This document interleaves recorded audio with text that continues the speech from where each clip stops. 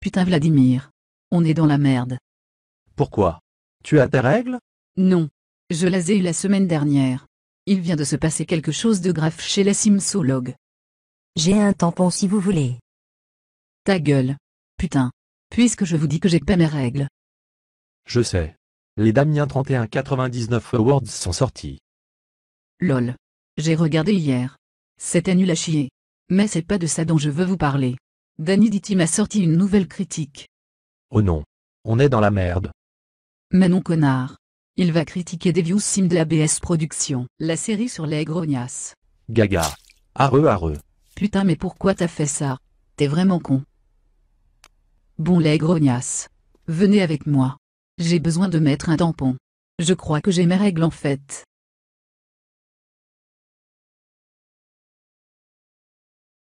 Bonjour à tous et bienvenue dans cette troisième Danny Ditty critique. Moonlight Falls, 2 heures de l'après-midi. Un après-midi comme les autres. Sauf que soudain, une voiture passe et... Oh oui, pardon mais c'était trop tentant. Moonlight Falls, 2 heures de l'après-midi. Un après-midi comme les autres. Sauf que soudain, une voiture passe et... Je suis vraiment diabolique. Allez, on se la remet encore une fois pour le Un plaisir. après-midi comme les autres. Sauf que soudain, une voiture passe et... Bon, dans cette troisième Danny Ditty critique, je vais parler d'une série avec une incroyable équipe de doubleurs. Une série qui, pour se faire connaître, n'a eu besoin de l'aide de personne. Une série dont le créateur nous a surpris par ses premiers programmes riches en philosophie. Je vous parle bien sûr de la série Devious Sims. Je me ferai un plaisir de recoucher avec votre mari.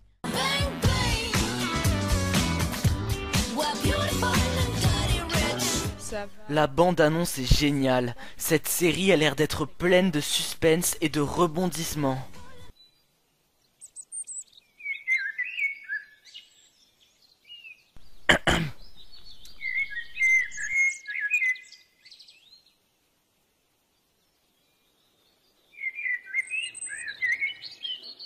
Mais putain, c'est quand qu'on entend les premiers personnages parler?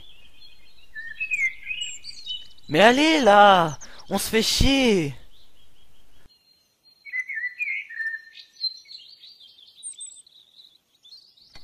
Ah enfin, on va peut-être finir par les voir les personnages.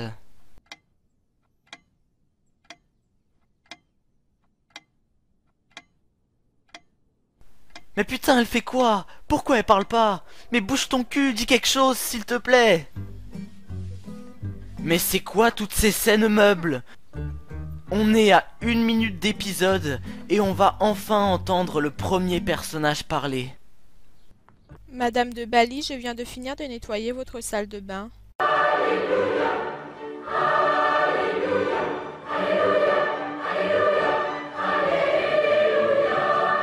Quoi? Mais c'est quoi cette réplique de merde? Madame de Bali, je viens de finir de nettoyer votre salle de bain. J'espère au moins qu'il y avait un cadavre plein de sang dans la salle de bain, parce que sinon ça voudrait dire que je viens de gâcher 1 minute 30 de ma vie. Eh bien, allez nettoyer le reste de la maison. Mais arrêtez de me parler. Très bien. Putain, c'est J'y pas vais. possible, j'ai des envies de meurtre. Oh, j'entends quelque chose. De l'action, enfin. Un jeune adulte de 18 ans se prénommant David Sanchez a été porté disparu il y a quelques minutes. Toutes les équipes de police essayent tant bien que mal d'avoir une piste, mais aucun témoin n'a vu la scène. Oh génial, quelqu'un a disparu. On va enfin avoir un peu de suspense dans cette série. Bon, il s'est passé quoi alors? Ben, au fait, j'étais en train de faire le ménage dans le salon et à un moment, David m'a dit Je vais chercher le courrier. et à partir de là, il n'est jamais revenu. Et 1 heure après, j'ai allumé la télévision pour regarder les informations avec Joséphine et là, on a vu... Quoi? Le mec part chercher le courrier, et 1 heure après, il est porté disparu. Mais si ça se trouve, il a juste été faire les courses, ou je sais pas moi. Et comment ça se fait que TS1 est au courant de la disparition, alors que sa propre sœur, elle ne le savait même pas? Mais attends, c'est complètement illogique tout ça. À sa place, j'aurais paniqué, je serais allé voir les flics pour comprendre ce qu'il s'est passé, j'aurais essayé de joindre mon frère, mais je serais pas resté chez ma patronne à nettoyer les chiottes. Ah bon, ne nous emportons pas, et demandons gentiment quelques explications au créateur de la série. Oui, tout était prévu. Et on verra plus tard pourquoi. Ouais, c'est ça, à mon avis, quand on fait de la merde, on ferait mieux d'assumer. Vu qu'il... Oh mon Dieu, mais pourquoi elles vont à 2 à l'heure? Il y a peut-être un meurtre! Je viens de me rendre compte que je n'ai aucune robe qui va avec ce vernis. Et en fait, je dois rire ou je dois péter un câble là? Je te l'ai jamais demandé, mais pourquoi vous avez arrêté le mannequinat? Faudrait savoir, elle la tutoie ou elle la vouvoie? J'en avais marre de coucher avec des hommes pour avoir des contrats. Mais attendez, elle est conne cette femme de ménage ou quoi? Elle se faisait un paquet de blé comme mannequin, et elle est devenue femme de ménage du jour au lendemain. Mais plus je regarde cette série, et plus je constate l'absence de logique. Ça va, comme si vous ne saviez pas que votre mari vous trompait avec plusieurs femmes. C'était quoi ça? Elle était censée respirer là? Non, parce que pendant 5 secondes, j'ai eu l'impression d'être au salon de l'agriculture en fait.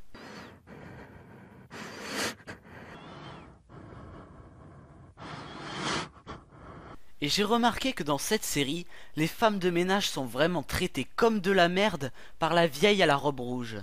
Dites à la police qui a tué David Sanchez. Vous savez très bien que je ne l'ai pas tué. Moi, je le sais. Mais le FBI pense que c'est toi. Et je suis de leur côté. Les femmes de ménage ont interdiction de venir chez moi, et même dans mon jardin, et personne ne vient sonner chez moi. C'est moi qui sonne chez les gens. Et pourquoi c'est Athéna qui double toutes les femmes de ménage? La pauvre, moi je me serais vexé à sa place. Bon, je n'ai pas de temps à perdre avec vous. Non mais là c'est grave, il faut appeler le syndicat, porter plainte, mais c'est plus possible pour ces femmes de ménage. Et j'ai remarqué une chose, les personnages de cette série ne changent jamais de tenue. Ça doit pas être pratique, surtout pour la vieille là. Non mais sérieux, même les stars se mettent pas en robe de soirée pour rester chez elles. Le seul personnage à changer un peu, c'est Joséphine. Enfin, quand je dis changer, elle change que de coiffure. Si c'est vrai, regardez. Là dans cette scène, elle est blonde, et après avoir fait l'amour, hop, elle a les cheveux blancs, comme par magie. Ça devait être vraiment un mauvais coup, hein. Mais le pire, c'est qu'après, à la scène suivante, elle est à nouveau blonde. Et puis dans la scène d'après, elle a les cheveux blancs. Mais je comprends que la colère ça donne des cheveux blancs, mais quand même. Et à la fin de l'épisode, elle redevient blonde. Et tout ça dans le même épisode. Elle a changé 5 fois de couleur de cheveux dans la même journée. Mais elle passe son temps à se recolorer les cheveux ou quoi? Vous rêvez d'un blond naturel qui ne soit pas artificiel? Maintenant c'est possible sans ammoniac. Nouveau Belcolor Blond Lumière. Une formule sans ammoniac, sans odeur, qui couvre 100% des cheveux blancs pour un blond naturel comme si vous n'étiez pas coloré. Nouveau Belcolor Blond Lumière sans ammoniac. 8 femmes sur 10 qui l'ont essayé sont convaincues. Prends soin de toi, Garnier. Ah, maintenant je comprends mieux, tout s'explique. Elle a utilisé le Belcolor Blond Lumière de Garnier. Mais c'est quoi ça? Regardez ça. ABS est content parce qu'il a fait un record d'audience. Non mais quoi, sérieusement? Il a osé parler de changements visuels et musicaux? Mais quel changement? On voit encore le fond bleu en arrière-plan, les musiques sont toujours inexistantes, il est toujours limité à 4 doubleurs, et le scénario est toujours sans queue ni tête. Mais je crois que maintenant elle habite dans un petit motel à Orangetown parce que Joséphine a fait exclure de la ville. Non mais regardez-moi ça! Le mec il balance sans pression à ses nouveaux voisins qu'il est complice d'un crime. Depuis quand on fait des journées ménage? Depuis que tu veux coucher avec tes voisins. Et puis c'est quoi cette excuse de merde? Elle fait les ménages parce que c'est une femme de ménage, basta, c'est tout. Pourquoi ABS cherche-t-il à se compliquer la vie? Je vous regarderai. Tu lui fais un truc, je te bute. Mais laisse-les tranquilles, ils font ce qu'ils veulent, ils sont grands. Et puis il y a tout le temps des menaces de mort dans cette série. Y a pas une personne qui va finir par porter plainte un jour contre ces salopes de riches? Carmen est partie de la ville, Aurore est en prison, et Martha est portée disparue. Il ne me reste plus qu'une pétasse à mettre à la porte du quartier. Et celle-ci, elle a vraiment un problème avec les femmes de ménage. Elle doit faire un complexe, c'est pas possible, il faut qu'elle consulte un médecin. Ah bah enfin les flics se sont décidés à l'arrêter. Attendez madame, juste une dernière question. Comment avez-vous pris des photos avec lui 10 minutes avant son meurtre alors? Ne le dites pas à Martha, mais j'ai couché avec lui. Quoi? Elle couchait avec le frère de Martha? Mais ça fait un putain d'alibi. Pourquoi le policier l'arrête pas? Moi je l'aurais soupçonné direct à sa place. Nous voici donc au motel de Carmen. Non mais franchement c'est une blague. C'est pas un motel ça. C'est la maison de la famille Spencer. Et puis même si c'était un motel, expliquez-moi comment une femme de ménage peut se payer une chambre gigantesque avec un piano et un ordinateur. Sérieusement? Je me demande même si ABS est déjà entré dans un motel en vrai. Ça ressemble à ça. C'est petit, pas cher et ça pue comme dans le string à Joséphine. Mais non, pas cette Joséphine là. Voilà. Ah mais qu'est-ce que c'est que cette promo? Ah mais c'est dégueulasse les deux vieilles ensemble. Ah berk. Et puis il a vraiment cru qu'on n'avait pas remarqué. Non mais regardez cette promo. Il a mis la même police d'écriture, les mêmes effets et la même musique. Et après on me reproche de plagier. Non mais c'est le monde à l'envers là. Tu ne t'attendais pas à ça hein. Mais rien ne m'échappe à moi. Tenez par exemple, la fille de la nouvelle voisine dans l'épisode 4, elle est habillée exactement comme sa mère dans l'épisode 3. C'est bizarre hein.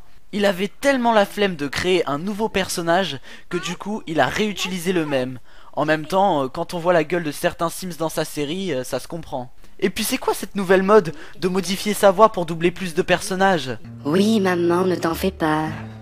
Ça te dit que toi et moi on aille boire un verre au bar avant que tu rentres chez toi? Oh non mais c'est du n'importe quoi. Bon, en même temps, s'il est limité à 4 doubleurs, il a pas tellement le choix hein.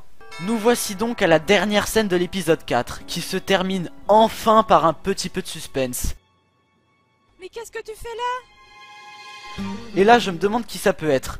Personnellement j'aurais dit David Sanchez, mais vu qu'il est mort... Vous savez quoi? Interrogeons à nouveau le créateur de la série. Personne n'a dit que David Sanchez est mort. Il pense qu'il est mort. C'est pas pareil. Je sais que tu n'as pas tué David Sanchez. Et je connais le coupable. Qui a tué David Sanchez? Vos menaces ne me font pas peur. Si vous croyez vraiment que je vais vous le dire... Je vous arrête pour avoir tué ou avoir été complice du meurtre de David Sanchez. Non, non, je confirme. Il est mort. Voilà, c'est donc la fin de ce Danny D-Team critique. Merci d'avoir regardé, portez-vous bien, car la prochaine fois, cela pourrait très bien être votre tour.